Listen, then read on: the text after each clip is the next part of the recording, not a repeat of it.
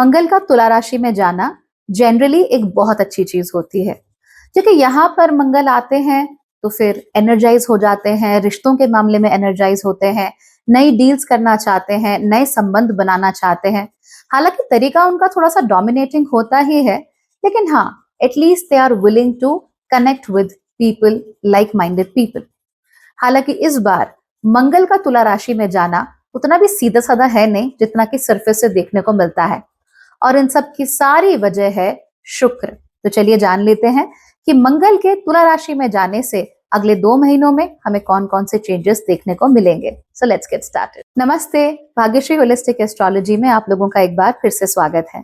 यहाँ पर हम बात करते हैं पॉजिटिव, इंस्पायरिंग और होलिस्टिक एस्ट्रोलॉजी की, यानी कि एक ऐसा ज्योतिष जो कि आपके पॉजिटिव पॉइंट्स को मैक्सिमाइज कर सकता है और आपके नेगेटिव पॉइंट्स को मिनिमाइज करने में आप लोगों की मदद भी कर सकता है। आज हम बात कर रहे हैं मंगल के तुला राशि में गोचर की, लेकिन उससे पहले अगर आप लोग ज्योतिष सीखना चाहते हैं तो 18 सितंबर से आप लोग मेरे लेवल 1 कोर्स का हिस्सा बन सकते हैं।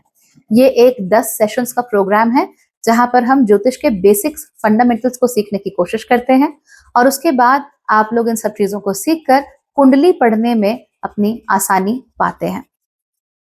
ये सारी चीजें सीखकर आपके लिए कुंडलियां पढ़ना या ट्रांजिट्स को पढ़ना इतना मुश्किल नहीं रह जाएगा और दोबारा आप कभी किसी चीज को लेकर कंफ्यूज नहीं रहेंगे। अभी तक हमारे कई सारे बैचेस हो चुके हैं and we have had several happy students.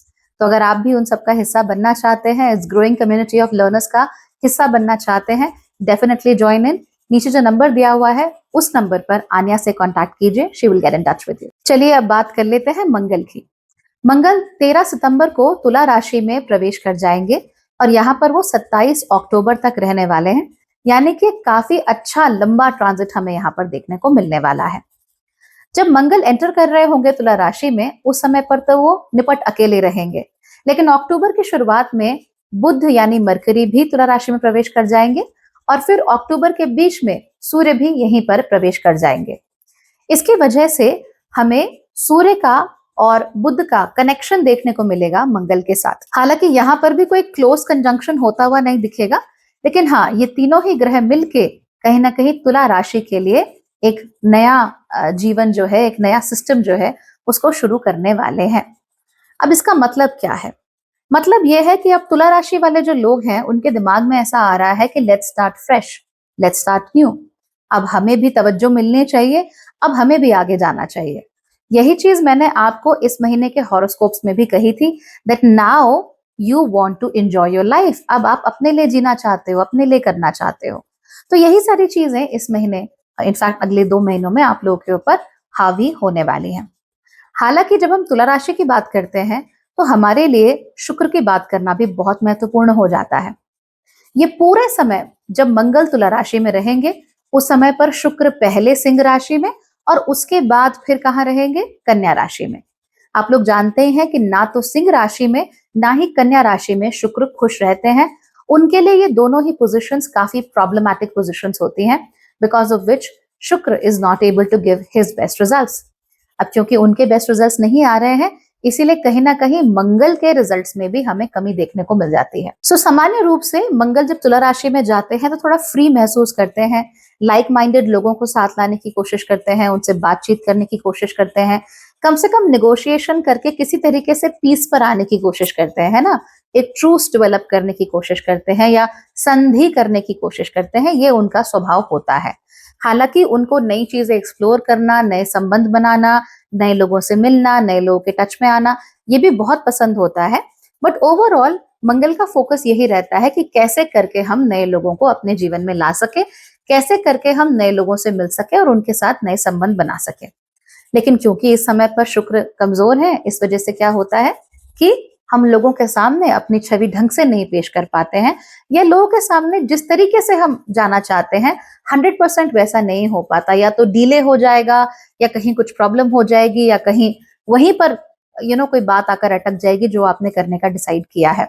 ये उनके साथ बहुत ज्यादा हो सकता है जिनकी कुंडली में शुक्र ऑलरेडी कमजोर बैठे हैं, यानी कि आपकी कुंडली में शुक्र नीच के हैं या ऑलरेडी सिंह राशि में है। तब आप देखेंगे कि जो आप काम कर रहे हैं उसके बीच में कहीं ना कहीं रुकावटें आ रही हैं, और मंगल जो अचीव करना चाहते हैं या मंगल जो पाना चाहते हैं उसमें भी कहीं ना कहीं बार बार रुकावटें आती ही चली जा रही हैं, जो कि ऑब्वियसली आपके लिए बहुत अच्छी पोजीशन नहीं मानी जाएगी, right? So this is how things are going on with you.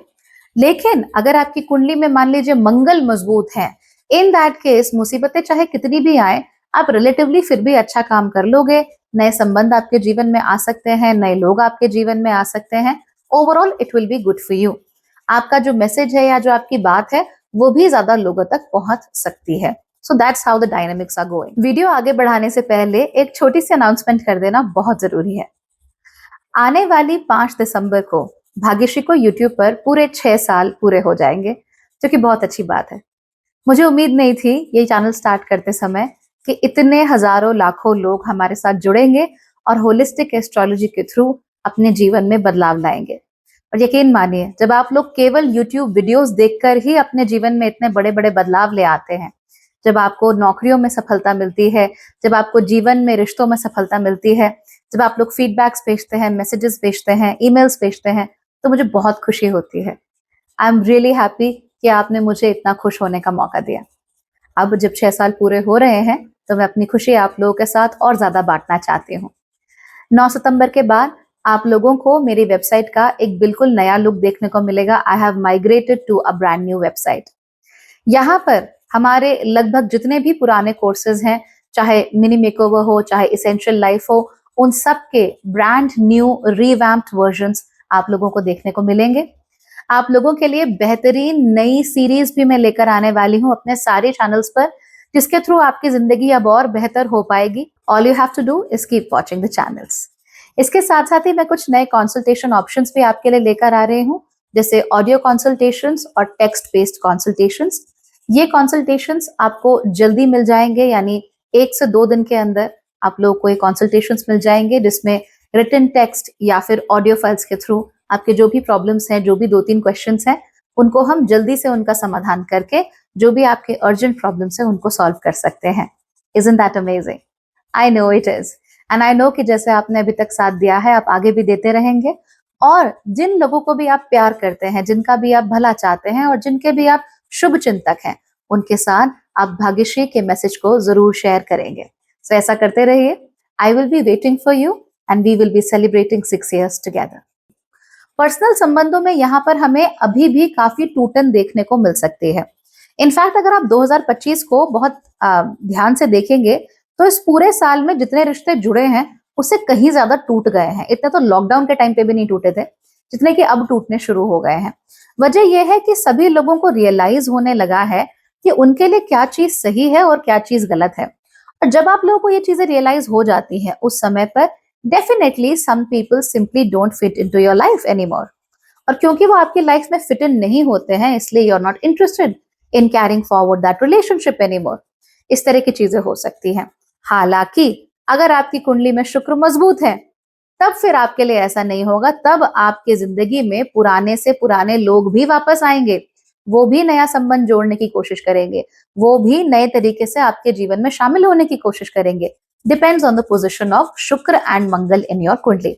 But सामान्य तौर से रिश्तों के टूटने का चांस ज्यादा है और नए रिश्ते जुड़ने का चांस यहाँ पर रिलेटिवली कम हो जाता है। कुछ दिनों पहले हमने बात की थी कि किस तरीके से ग्रहों के चेंज हो जाने की वजह से हमारे जीवन में, हमारे आसपास के माहौल में बहुत सारे चेंजेस हो जाते हैं।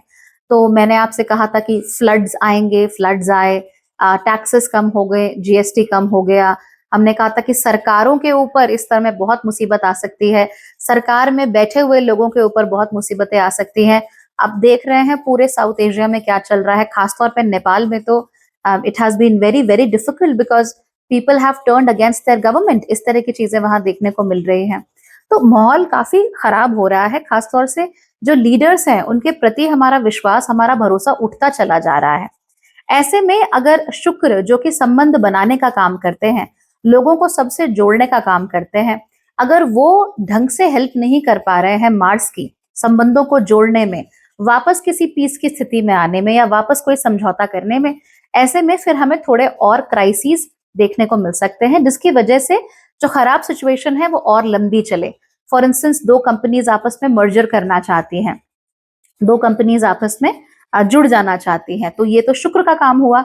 लेकिन यहाँ पर मंगल ढंग से काम नहीं कर पा रहे हैं बिकॉज शुक्र की हालत बहुत अच्छी नहीं है, इसीलिए उसमें डिले हो गए, कहीं पे कोई कंटेंशन आ गया, कहीं पे कोई बात अटक गई, कहीं पे कोई क्लॉज पसंद नहीं आया, इस तरह की चीजें हो सकती हैं। तो यहाँ पे जो ट्रूस है या पीस सिचुएशन है उसमें हमें एक अच्छी खासी देरी देखने को मिल सकती है। और अगर कहीं पर पीस आपको नजर आ भी रहा है कि दो पार्टीज कह रही हैं कि भैया चलो कोई बात नहीं, लेट्स कम टुगेदर एंड सी, वो भी लंबा टिकने नहीं वाला because it is not a real solution.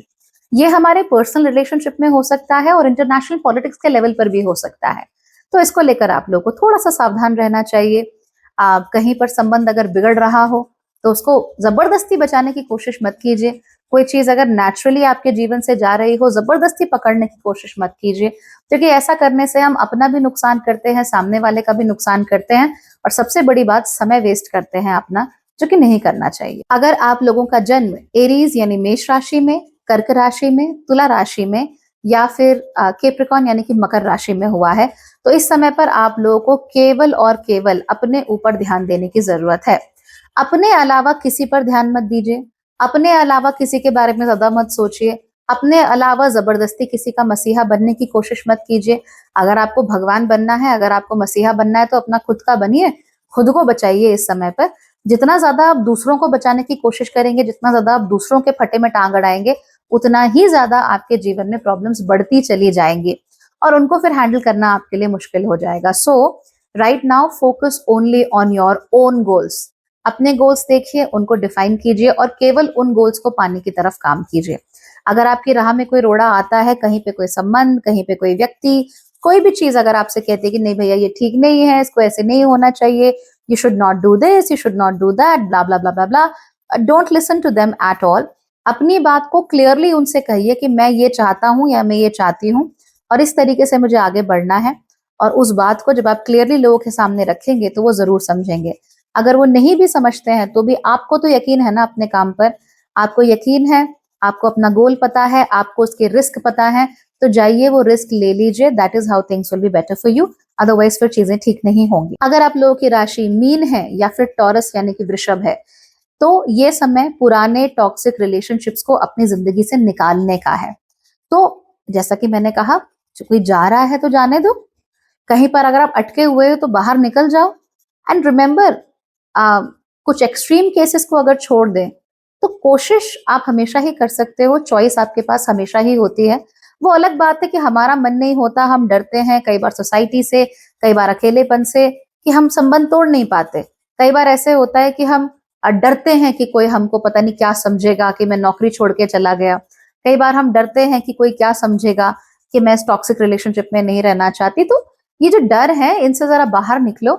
और जो भी लोग आपके जीवन में इश्यूज क्रिएट कर रहे हैं, प्रॉब्लम्स क्रिएट कर रहे हैं, आपका जीवन नर्क बनाए हुए हैं लिटरली।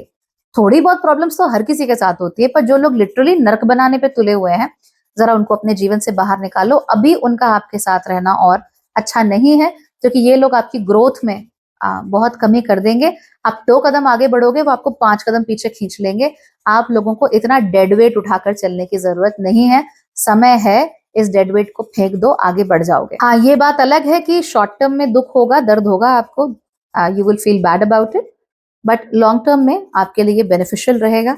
और इस साल के अंत तक आपको ये रियलाइज हो ही जाएगा कि जो रिश्तों को कैरी करना है वो बहुत अच्छी बात है।